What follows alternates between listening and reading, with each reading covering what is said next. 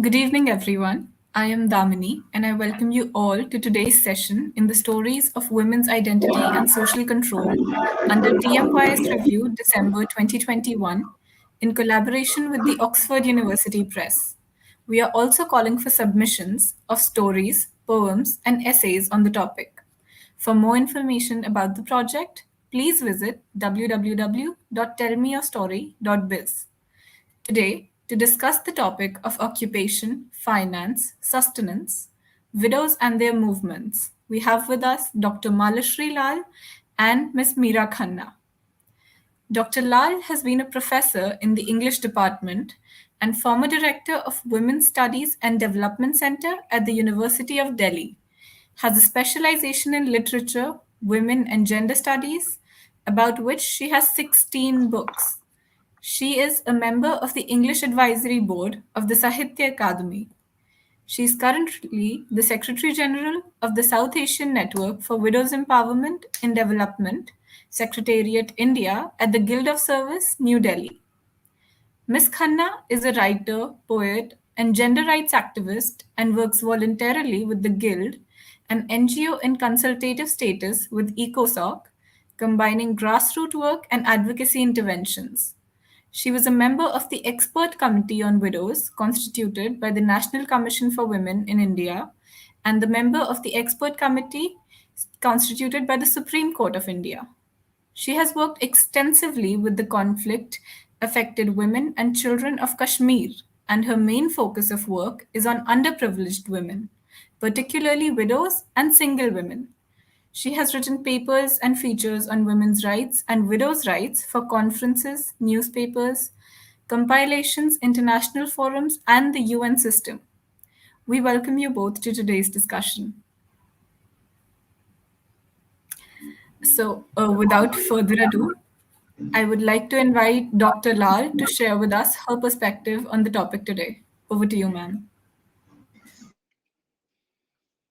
Thank you very much, and hello, Meera, and good evening to the audience that is attending the program. It's indeed a very great pleasure and an honor to be a part of this panel, which is discussing a very important subject of widows and how occupation, finance, and mobility affects their lives. So my background, as you just heard, is in literature and culture, and therefore I would like to be focusing on the cultural aspect of the subject. And I would like to establish what I consider is a key area in this discussion, and that is in India, there is a kind of a normative idea of what constitutes a family, with the result that a woman's relational status, whether it is to her father, her brother, or her husband, or her son, is given an extraordinary significance. And therefore, when a woman is widowed, she falls out of step with the societal idea of this normative structure. As a result of this, there is at multiple levels the marginalization of widows, and the repercussions of that marginalization has been expressed through many mediums, but I will focus on the literary aspect. So, coming to that kind of a framework, as I see it, there are two aspects that we need to consider. One is that there is an external stigma that is accompanied by several cultural markers, such as the kind of color that a widow might wear, the jewelry that she may never wear, the food that she may not be allowed to eat. So these are all cultural markers, and these are the visible, the visible factor of widowhood. Then becomes obvious to everybody that is socially around. The second part of this aspect is that there is an internalization of the secondary status of a widow by the widow herself. So not only does she subject herself to the external markers that I just described, but she internalizes her condition and feels as though she is a worthless creature, she's of a secondary status, and that she is no good anymore and there is no purpose in life. So I'm going to address this kind of a situation through the works of some writers that I deeply admire, and you would also be knowing about these writers, because the first person that I want to mention is Rabindranath Tagore, particularly his novel called Chokhir Bali, which was also made into a very powerful film. So the novel itself was written in 1903 and the film was made in 2003. So sometimes it may be interesting to see what the novel contains and whether the film made any kind of differentiation. Because by the time we come to 2003, the condition of widows in Bengal and attitudes towards them has changed. But to go back to the original Chokhir Bali, it's the story of a young widow who is sexually attractive. She also is young enough to have a sense of desire. But being the secondary character with no financial means, she is moved around from place to place till she comes to live with a married couple. And therefore, a kind of an inadvertent love triangle develops because the wife and this young woman are good friends, but the young husband begins to take an interest in this young woman whose name is Binodini. So Binodini, although she is a deprived widow, culturally differentiated, she's nevertheless a very intelligent, bright, sparkling, and a good-looking woman. Whereas the wife is a sort of stay-at-home, likes her saris, likes her clothes, but doesn't seem to have any kind of an intellectual spark. So very quickly, the relationship develops between the husband and the widow who's living as a part of the family as a dependent. And although they don't wish to actually get into a relationship, an adulterous relationship does develop. And that, of course, breaks what I was just calling the normative aspect of social existence. Now, this is, of course, a very important kind of a frame within which Tagore is writing, because he himself lived as a joint family, as most people did in those days, 19th century. And he saw the emotional interactions, the crossfires that were happening, the suppressed sexuality of young men and women within a joint family structure. But it is absolutely remarkable that Tagore kept his focus on the internalization of the widow's sensibility of who she was. So, on one hand, Binodini realizes that she is an unfulfilled woman, unfulfilled intellectually, sexually, socially, financially. On the other hand, given the circumstances that this novel describes in the early 19th century, there really isn't much of an outlet or an escape because at that time it was hardly possible for a woman to claim a kind of a selfhood. So, what happens then is that we can draw some modern assumptions or modern lessons from this story. Who is the woman supposed to be? Looks as though her primary role of a widow is that of a caregiver, whether it is as a companion or a childcare person or looking after an elderly person. So her occupation as a caregiver seems to naturally devolve on a woman who's become a widow. Another lesson we learn is that a widow didn't have any kind of a financial autonomy. And if she had any financial needs, which all human beings do, it was always indirectly granted and it was controlled by men. The third lesson that we draw from the Chokhir Bali story is that the mobility of a widow is determined by others. In other words, I come to a very modern question, which is the widow's agency. And I ask the question of all of us and all the audience members, does a woman have any agency under the circumstances that we are describing? In the 19th century, the answer would be no.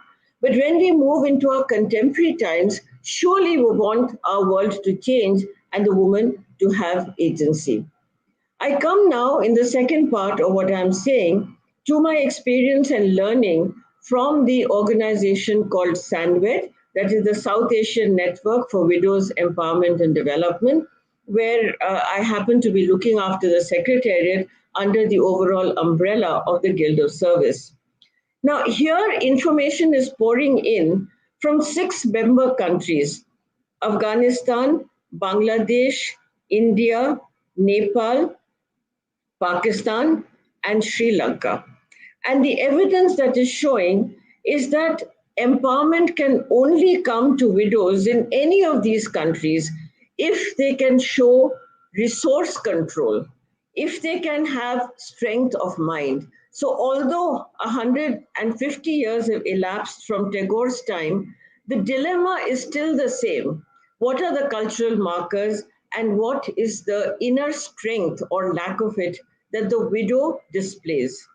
So, culturally, I would then suggest that the mind has the power to explore different kinds of avenues. But the physical restrictions of a widow's life in India are such that her horizons are limited.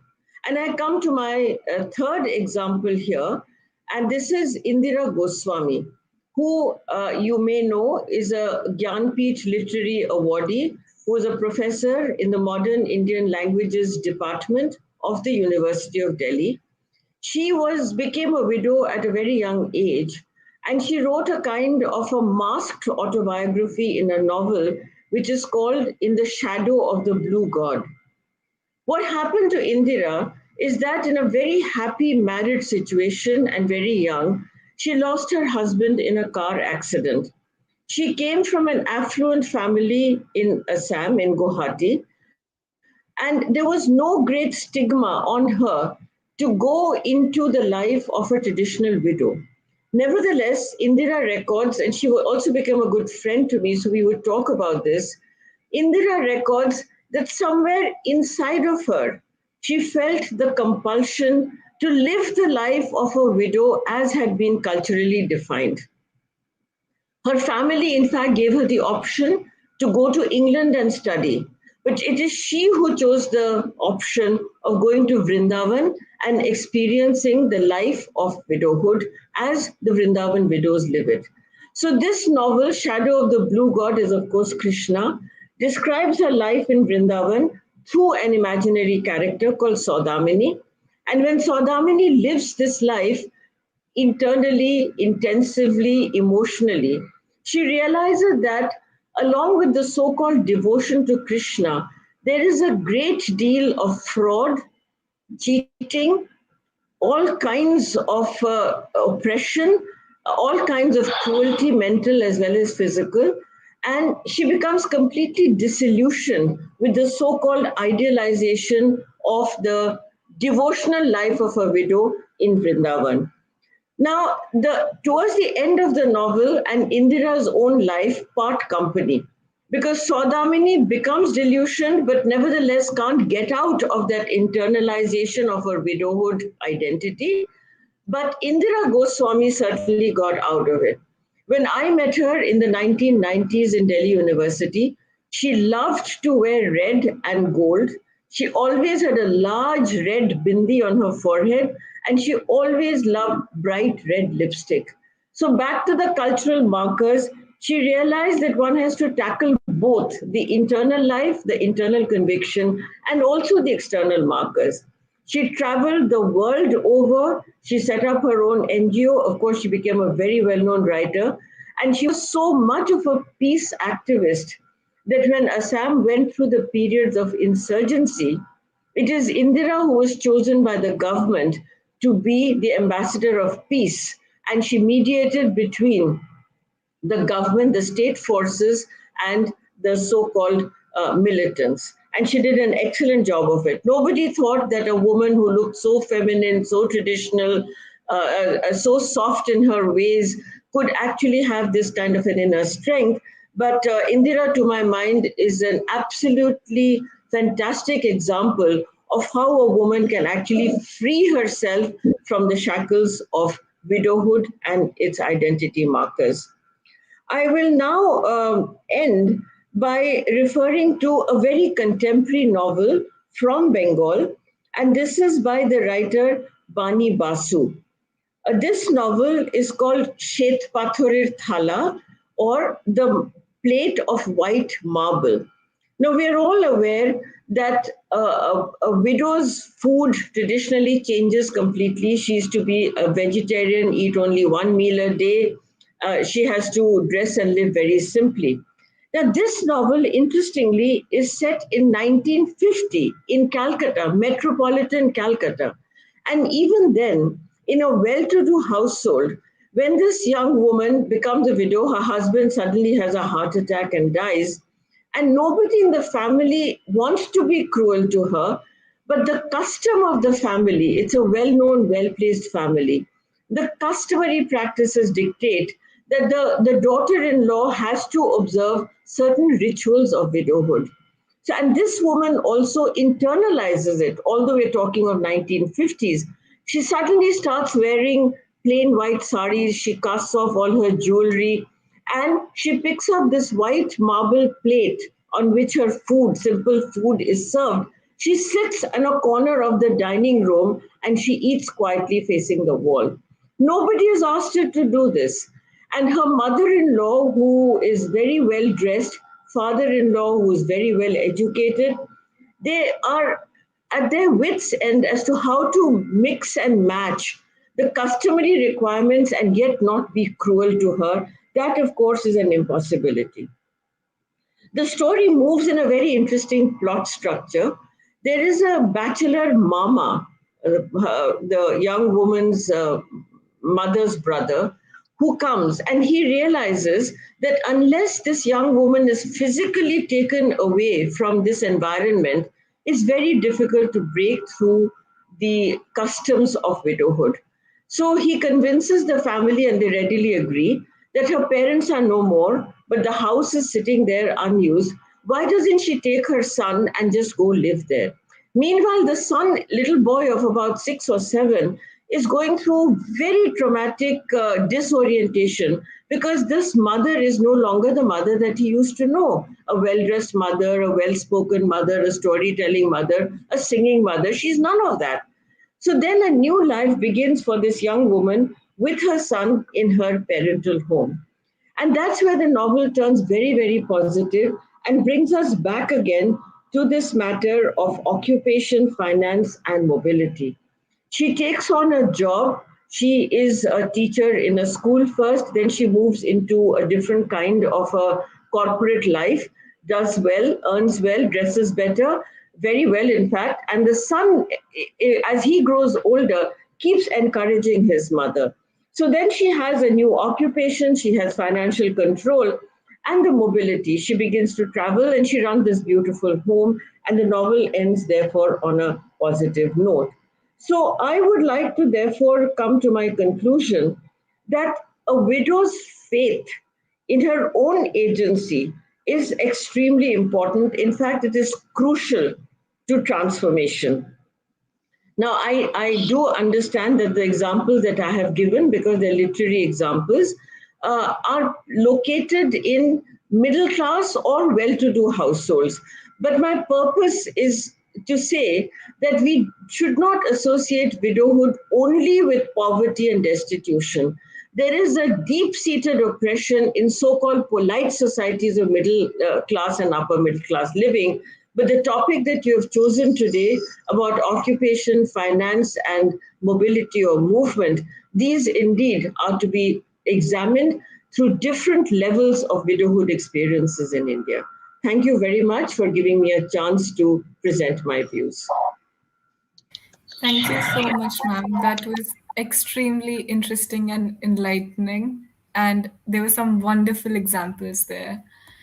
And now I Thank would you. like to invite Meera ma'am to take the discussion forward by sharing with us her take on the topic, along with her vast first-hand experience with the subject. Thank you, Damini, and thank you for this opportunity to talk about the issue of widowhood. And interestingly, Mala gave you the cultural markers underscoring the issue of widowhood. To complete the picture, I will talk about the economics of widowhood. So, occupation, sustenance, and finance are three dimensions which link to economic status, or rather, the lack of these elements contributes to poverty. Uh, Now, there are about estimated 350 million widows around the world. And before the pandemic, nearly 1 in every 10 lived in extreme poverty. Now, the figures would have probably changed as to 1 among 8 or 7 at the close of this pandemic. Yet, widows don't figure in the discourse on poverty worldwide. In fact, no group has been so conspicuously absent from the narrative on poverty. It is almost as if they've been enclosed in a statistical shroud.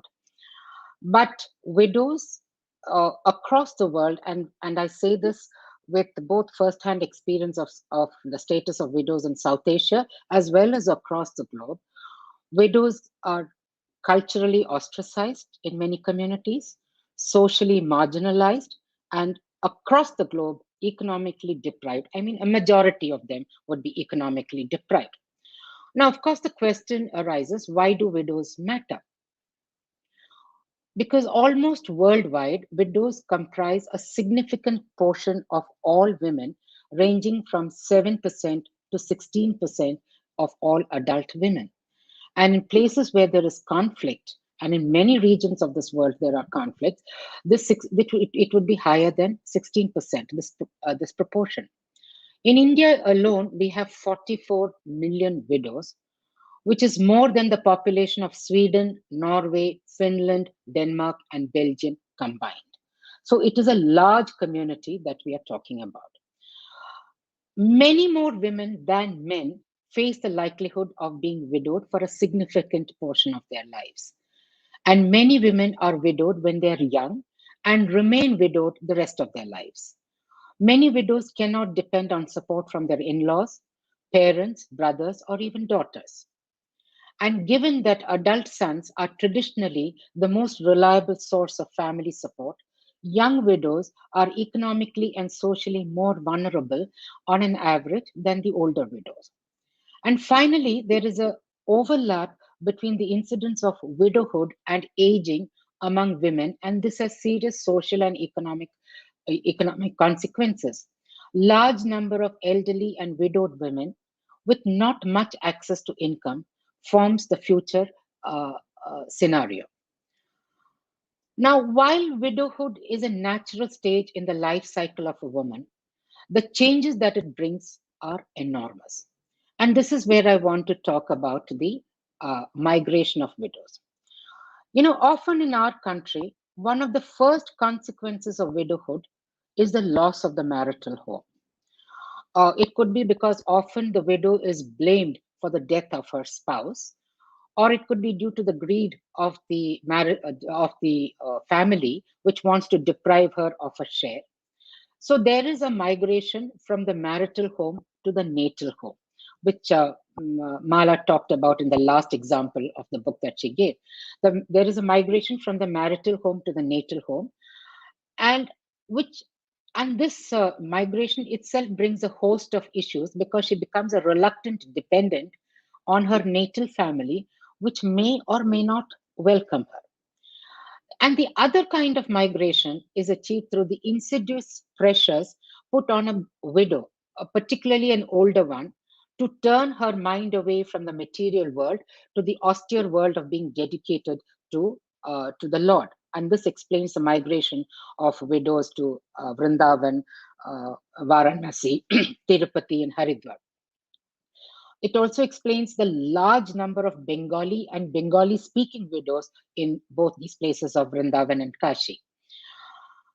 Here in this voluntary or involuntary migration, the sustenance is through begging or seva at the temples or singing in the bhajan ashrams, where they are given 2 rupees for singing for 2 hours and a handful of rice and a handful of pulses. There is very little finance or occupation in this kind of migration unless they are employed in an exploitative profession or they are handheld by the few civil society organizations. So those are 2 kinds of migrations that is visible. But what interests me and what I want to focus upon today is the invisible migration that happens in the lives of a majority of widows. And let me explain that. Widowhood is both a crisis and a problem. In the suddenness and in the sea changes that it brings to the woman's life, it is a crisis. And as the woman tries to cope with the implications of widowhood, it becomes a problem. So she moves from the familiar to the unfamiliar. She migrates from a known, secure life into an unknown, insecure territory where sustenance and finance are closely linked to occupation, and occupation is what she is neither educated nor trained for. There is a physical migration that I spoke to you about, but this unseen economic migration as she moves from plenty to scarcity, from a social personality to a non entity, from independence to dependence. And this is particularly visible in patriarchal societies like most of South Asia. In India, a majority of the widows make this economic migration, as the quality and the standard of life is not what she's enjoyed as a wife, because the economic resources have never been within her control. They have been in the control of the husband, who's no more, or the husband's family, which is likely to leave her out in the cold. Now, let us take sustenance. I would like to support this with a few facts and figures. In India, by the 2011 census, women had about 27 million households, which constitutes 11% of the total households in this country. And out of this 27 million households, more than 80% are headed by widows. Because in India, a woman heads a household not by choice, but because of circumstance. And a little more than 11% of these households earn less than 5,000 rupees a month. And just about 1% earns about 10,000 rupees a month. So you can imagine the quality or even the availability of sustenance in such households. And overall, according to the surveys, particularly the Family and Health Survey, 14 million households are considered for deprivation. And the grading of deprivation is based on the condition of housing, landlessness, any adult male member, or a literate adult. So the socio-economic gender bias against women in patriarchal societies like India places widow-headed households at a greater risk of poverty, where women are the primary earners. Consequently, all the studies in India show that female-headed households, or let us call it widow-headed households, are poorer as compared to male-headed households. And there's a reason for this. First of all, female-headed households, in general, have more dependence, and thus the proportion of non-workers to workers is always skewed against the workers. Secondly, female-headed households typically work for lower wages and have less access to assets and productive resources compared to the men, owing to the gender bias against women. And finally, uh, women typically bear the burden of household work that results in time and mobility constraints. There's time poverty, so that prevents them from taking any kind of skill upgradation. Now, there was an interesting study done by Dr. Godavari Patel on Hindu widows, and the study found that almost 85% of those widows interviewed could not maintain the previous standard of living, and nearly 40% found it difficult to meet the basic needs of food, clothing, and shelter. So, sustenance itself becomes an issue when the woman migrates from wifehood to widowhood. Occupation. Uh, Widows face specific difficulties in seeking gainful employment because of lack of independent access to productive resources, weak bargaining power vis-a-vis men in economic transactions, the illiteracy, and also the absence of an adult literate member in the household, limited access to institutional credit because land titles or property titles are not in their names, the burden of domestic work, the constraints on time and mobility. So all this adds to the fact that they are not able to take up jobs in organized sectors and invariably have to settle for unorganized sectors. And adding to all this is the fact that many of them have been married off early, and given the fact that there is a reluctance among the poor in the developing world to invest in female education, most of these women are neither educated nor trained for an occupation. So the widow finds herself more and more pushed into the unorganized sector, which is less remunerative, less secure working conditions, but certainly more exploitative. Now, research and publications on women's poverty not only bring out this invisible, low paid, drudgery oriented, monotonous labor that widows undertake, but also the gendered nature of the experience of poverty. Poverty as experienced by men, poverty as experienced by women, and poverty as experienced by widowed women are vastly different. So there is a gendered experience of poverty, given women's poorer access to credit, training, food, healthcare, and power. In India, for a widow, there are only two avenues of finance in case she doesn't have an occupation.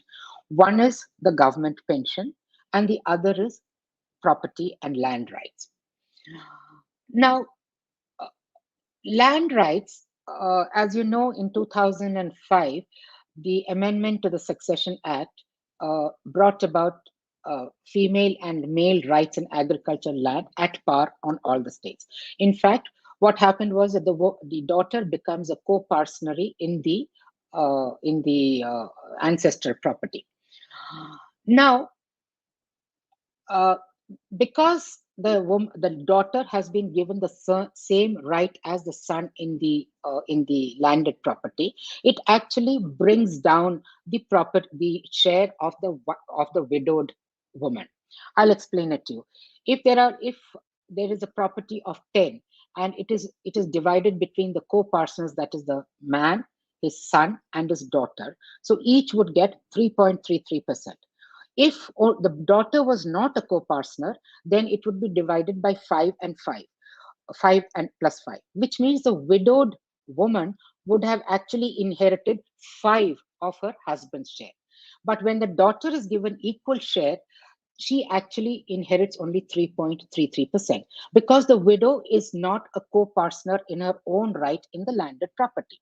So the law, by the amendment, the law does not discriminate against a woman as a daughter, but discriminates against her as a widow. Now, invariably in India, most daughters are insidiously pressurized to give up their right in the native property. And secondly, even though the Succession Act was amended, it still allows state laws to prevail in the case of fragmentation of land. To prevent fragmentation of land, state laws can prevail. And invariably, the custom has been that women are prevented from inheriting their rightful inheritance, because state laws prevent them to ensure that fragmentation of land does not take place. So,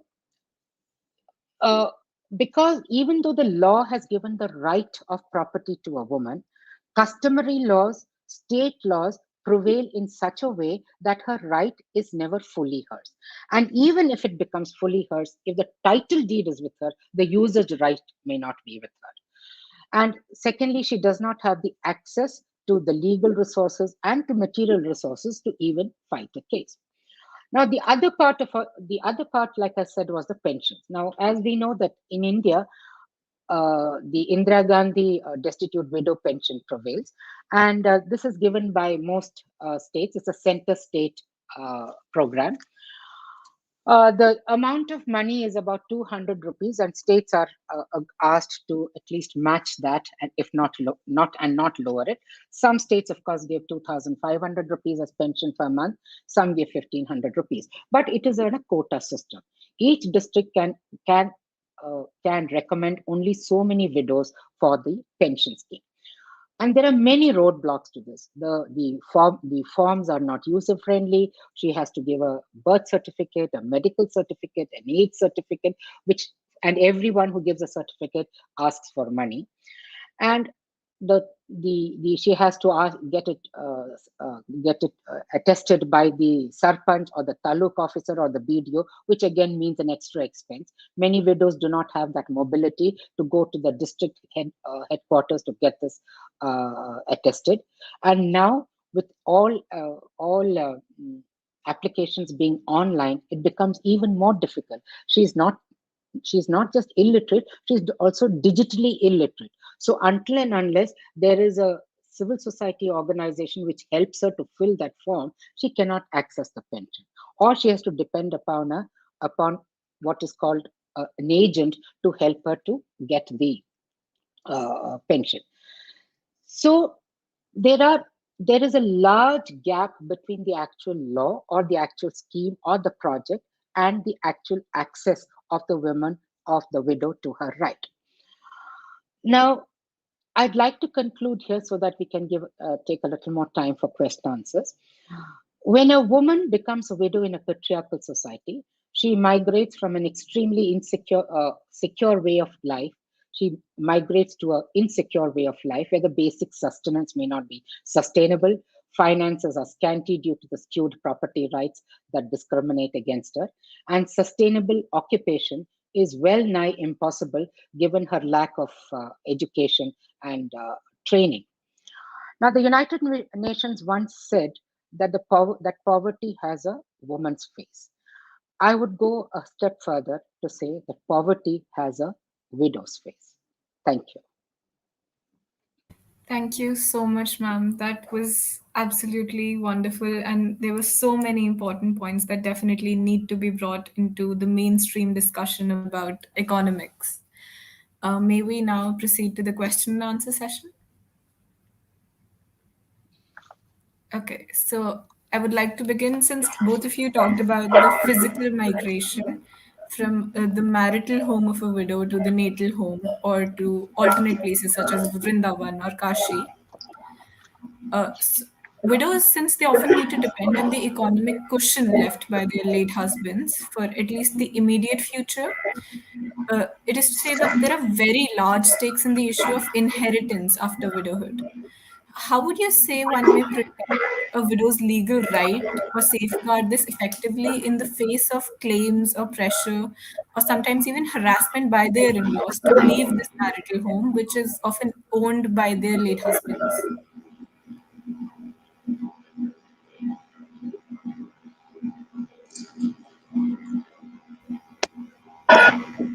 Was that audible? Meera, would you like to go ahead? Yeah, but there's a lot of disturbance. Can you hear me? Yes, Yeah. ma'am. Can you hear? Yeah. See, cushioning of a woman's right to the property. This is absolutely crucial. As Dr. Lal had indicated, that control over the resources is the crucial step towards empowering a widow. Now, in India, we do realize that, which is why on the recommendation of the Law Commission in 2005, the Hindu Succession Act was modified. But having said that, like I indicated, there is many a gap between the actual cup and the lip. Keeping that in mind, there was an expert committee on the status of widows, which was constituted by the Supreme Court of India. And I had the privilege of serving as an amicus curiae on that committee. And one of the first recommendations that we made was that it is not the widow which will go to the system, but the system has to go to the widow. In the sense, we had put in a recommendation that when a death of a man is registered, along with that registration, the entire economic status of the widow should also be on record. Whether she has land, whether there is a clear property right, whether the title right is there, who are the other people who are sharing that property, is she eligible for pension, what is the status of her pension, so that at any given point the social welfare board and civil society organizations will be able to assess the right of a widow or the economic status of a widow. one. The second part of it is the tremendous legal awareness that we have to create within the community, and which is happening now because there are paralegal workers which go out into the community like Varanasi and Vrindavan to explain to the widows what their rights are, and also to link them up with the district legal services authority so that their cases can be taken up on a pro bono basis. So the awareness and the implementation of the law as according to the spirit of the law is the most important thing in when we try to ensure the property right of a widow. Thank you, ma'am. Dr. Lal? Yeah. I will just to add to this, the life of an individual woman to be able to access legal authority, to sign her papers, to move around in order to catch up with all the requirements of legality and all the signing and all the access to resources is extremely hard. So it's not only in this matter, Damini, that it's hard on widows, but altogether, it seems to me that when we are talking about feminism in India and activism, which leads to women's rights, including widows' rights, an individual woman finds it very, very difficult. There has to be collective effort, as Meera Khanna just mentioned. We need the collective support of government, NGOs, social workers, voluntary organizations to take the widowed woman or any single woman, particularly in those in advanced age, to fulfill the legal requirements, which are pretty complicated. Damini, I would also like to add to what Dr. Lal said, if I may. You know, we need to break that stereotyping. In India, normally, money is actually not gender neutral. Money is actually a male prerogative. That's a stereotype that society and culture has instilled into us.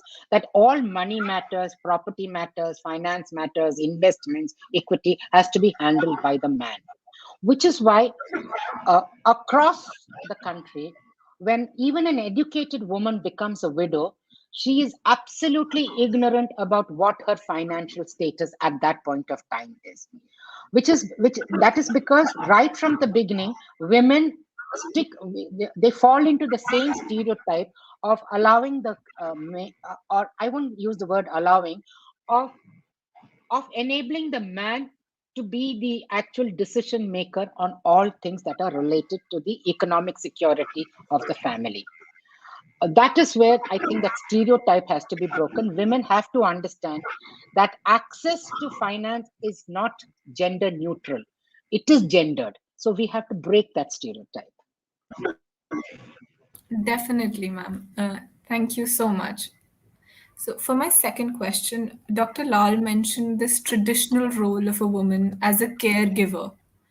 But in many instances of widowhood, when they are sent to ashrams such as Varanasi or Kashi, this role is reversed and they come under the care of other people.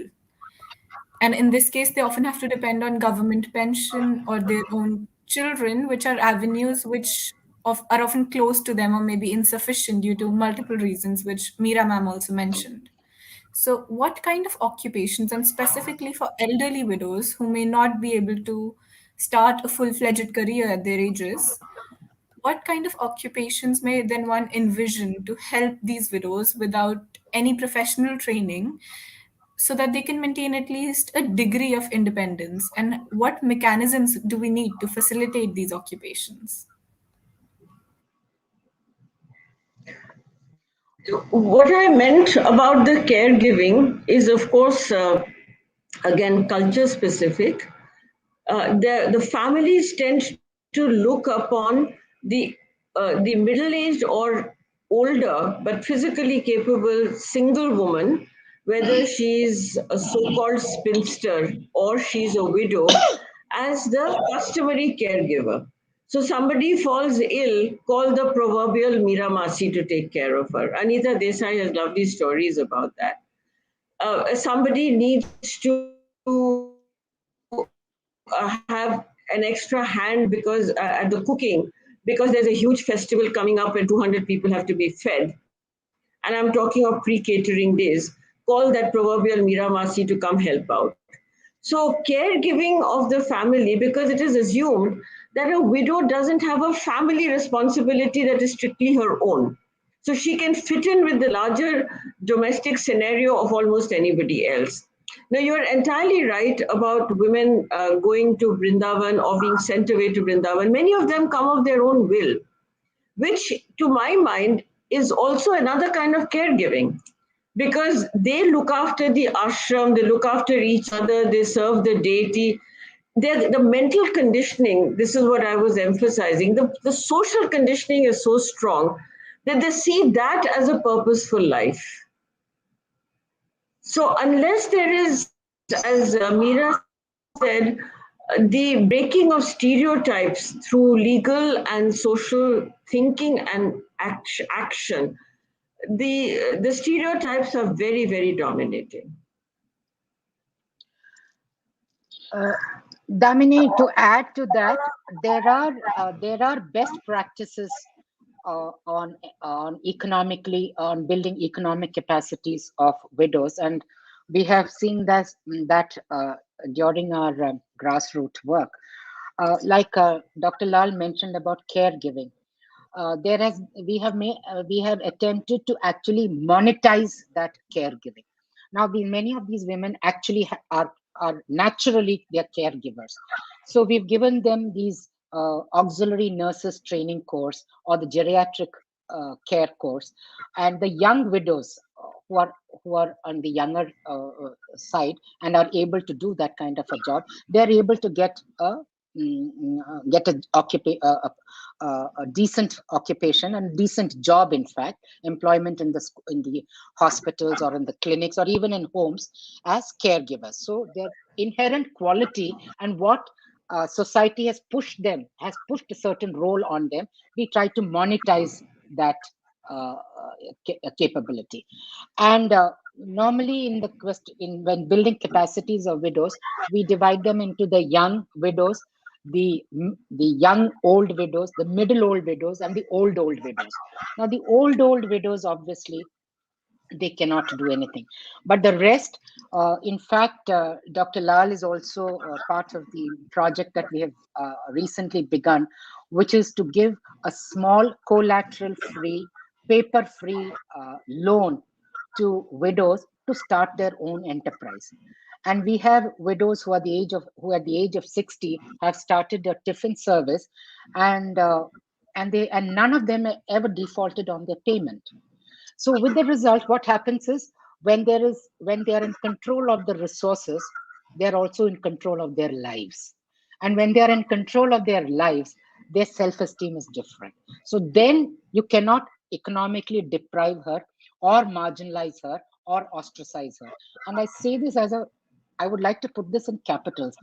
A comparatively well-off widow, until and unless she chooses to, cannot be culturally deprived, culturally or ostracized or marginalized like a dependent widow would be. Of course, there are exceptions make the rule. Definitely, ma'am. I think it is a very important message to be in control of your own narrative, and that is what can give you the most power.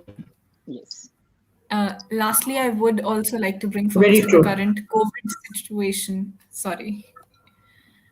I would like to bring focus to the current COVID situation in the country, where a lot of women have been widowed, especially in the very, very unfortunate second wave that we suffered this year.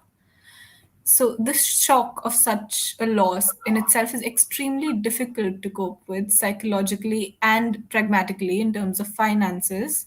But now it has been coupled with the lack of available jobs to take up, or a restricted online environment in which they may be unable to find any job. How do you think financial security may be ensured in today's scenario, especially for rural women or illiterate women who are not able to navigate this new online world? That's a very important question, Damini. And at the Guild, we are working towards the possibility of holding digital literacy classes. Earlier, the government had certain schemes which were called adult literacy, which was basic numeracy and reading. But we've now realized that the mobile phone is actually a very powerful instrument of self learning and guided learning. And if an elderly, illiterate widow in a village, and I'm talking of Rajasthan, where I have done a fair amount of groundwork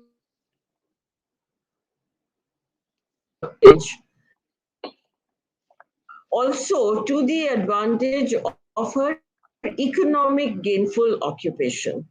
But yes, there are certain courses or certain workshops that we will need to run. We're working towards that, and Meera might be able to add more on that. You're absolutely right. The second wave has brought in, has actually increased the number of widows. But and it was and earlier on we realized that widows were in the unorganized sectors where they were employees. Now with this pilot run of the project that I was talking about, we are actually hand holding the widow to migrate from being an employee to becoming an employer herself.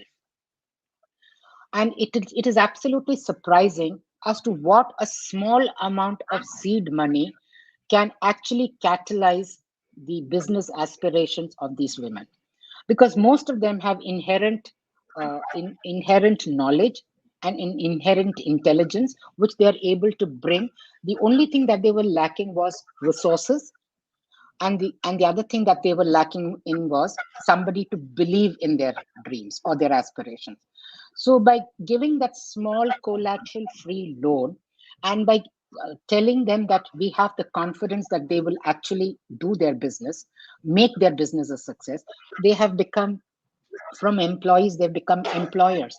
So now when they're employers themselves, they are not at the whim and fancy of a contractor or a ठेकेदार for a job, because they are earning that modicum from their own enterprise. Of course, this is a pilot run, but we have, but this kind of a system needs to be upscaled to a level where uh, there are women or widow-led enterprises. So, Make in India could actually mean you make your own business. I would like to interpret Make in India that way. Thank you so much, ma'am. And it's great that you brought up Make in India, because we know of schemes that are solely geared towards widows. But I also wonder if there is a need to incorporate special provisions into pre-existing economic schemes like Make in India, or land distribution schemes, or public health schemes for these widows. Because as you said, the economic divide is not just about a man and a woman, it's a man, a woman, and a widowed woman who is at the bottom of that hierarchy. So, what would you say about that? The government has already made certain provisions. For example, in the Neraga, there are different cards which are made for different people. And the widow-headed households has a special card.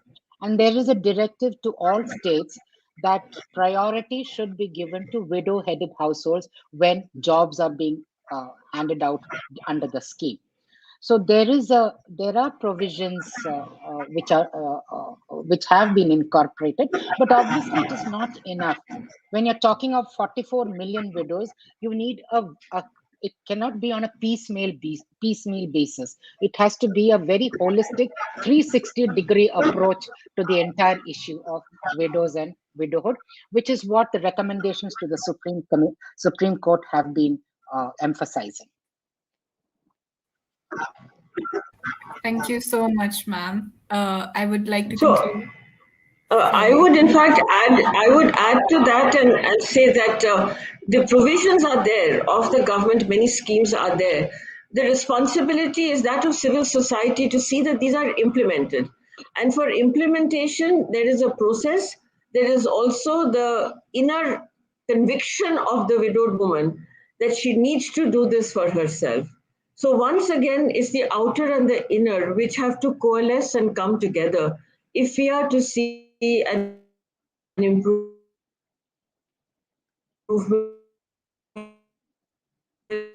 in the same in the other South Asian countries that we are dealing with too. Thank you so much, Dr. Lal. And I think this message to the civil society to take up action is a wonderful note to end our session on. In the end, I would like to thank everyone today for joining today's panel discussion in the story of women's identity and social control under TMYS Review December 2021 in collaboration with the Oxford University Press. I would once again like to state that we are calling for submissions of stories, poems, and essays on the topic, and you can visit our website to know more. Thank you so much, Dr. Lal and Meera ma'am, for a wonderful and truly informative and very vital session today. It was a pleasure to have you with us. Thank you, Damini. Thank you very much. Thank you, Damini. Thank you. Thank you, Damini.